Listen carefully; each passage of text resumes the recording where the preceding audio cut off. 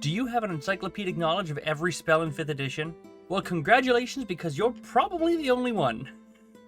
For us normal people, there is absolutely no way I can remember every single spell in the game. And since there are so many popular spells, so many people aren't even aware of some of the options available to them. And that's why today we're going to be going over 5 underused spells in D&D, Divination Edition. If you want to expand your spell horizon, then you've come to the right place. But if you want to go beyond simply the Divination spell list, I have made other videos like this in the past that I've linked in the description box below for you to check out if you're interested. But since you're already here, we're going to go over Divination spells, so let's jump to it.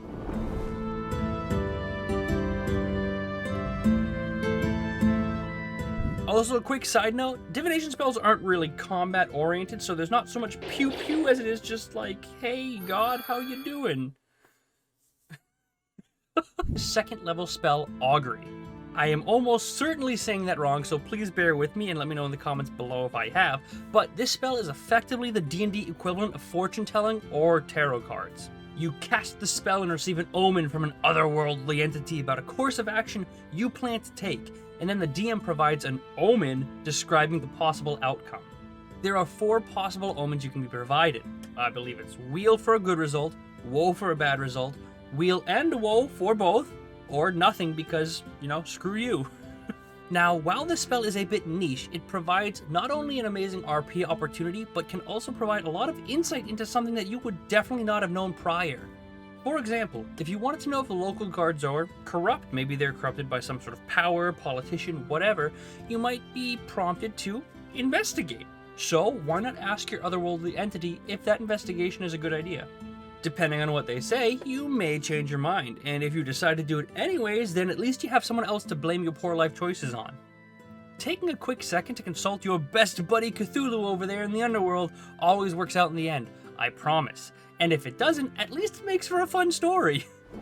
Anyways, moving on to the second spell on our list, we have the 4th level spell, Arcane Eye.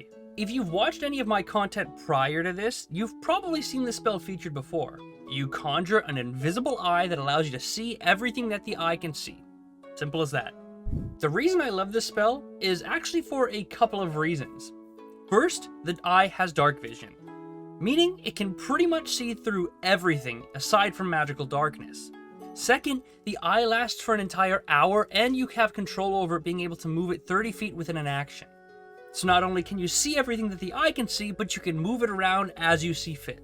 Third, there is no limit on how far the eye can be from you, meaning that you can move the eye as far away as possible allotted in that entire hour time frame. You could literally teleport to the other side of the universe and still see through that eye, based upon how it's written. And fourth, the eye is invisible. Simple as that.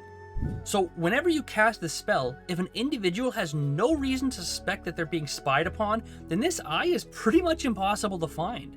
Not to mention how safe this makes investigating those suspicious guards. For example, you can cast a spell near a suspicious location you want to investigate, travel back to a safe location, and then since the eye lasts an entire hour, you can spend the rest of your time having investigated the area where you initially cast the spell. With the eye being invisible, there is practically no chance you get caught, and even if you do, since you traveled so far away from the initial location, there is practically no way anyone can trace the spell back to you. This is effectively the safest way to spy on anyone and is much more versatile than scrying, since you can actually move the eye around wherever you like and get information about the surrounding area rather than just a specific spot. So if you ever need to meet with a shady, less than legal entrepreneur, just make sure you're not being tracked by an Arcane Eye prior. Next up, we have the 4th level spell, Divination. No, not the school Divination. There's actually a Divination spell called Divination.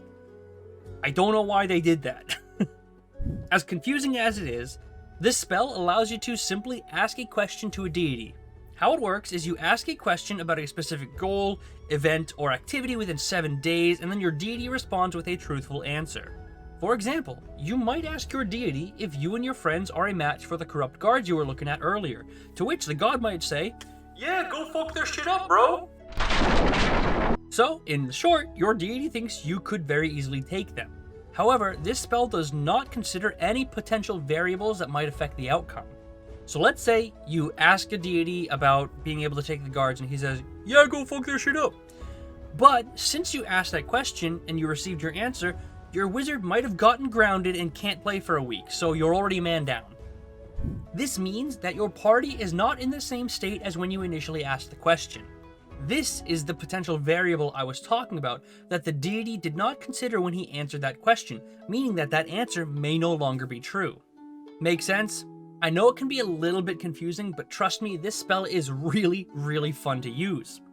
Just like how fun clicking that subscribe button can be. Go on, have some fun.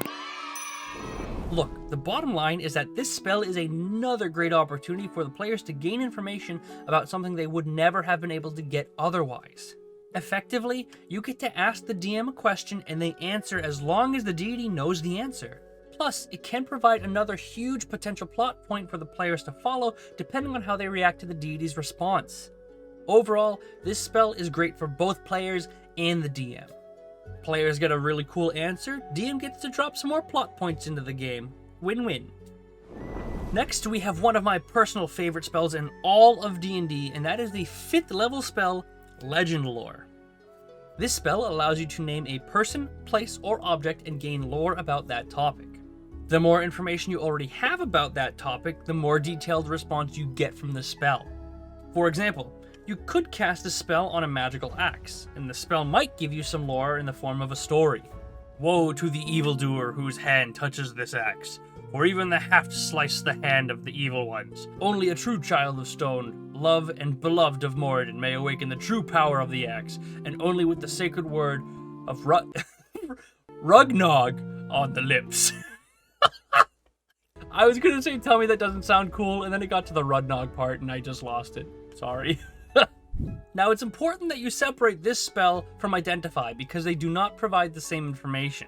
Legend Lore provides much more information and expands possible topics to include peoples and places. Since this is a 5th level spell, you can get it right around the time your characters will likely start investigating things greater than that just of a simple group of bandits. Maybe there's rumors that a nearby graveyard is haunted, and the townsfolk like to call it the Garden of the Forsaken. The graveyard's on a desolate cliffside on the outskirts of a small village that the city uses to bury those who had pretty much no money or family. Luck be with those who wander into the garden. Old bones of lonely souls decay, eternally forgotten, crying to be remembered. Those who meant to be swift, for if you dwell, you'll likely hear your haunting knell. I like that. I might use that.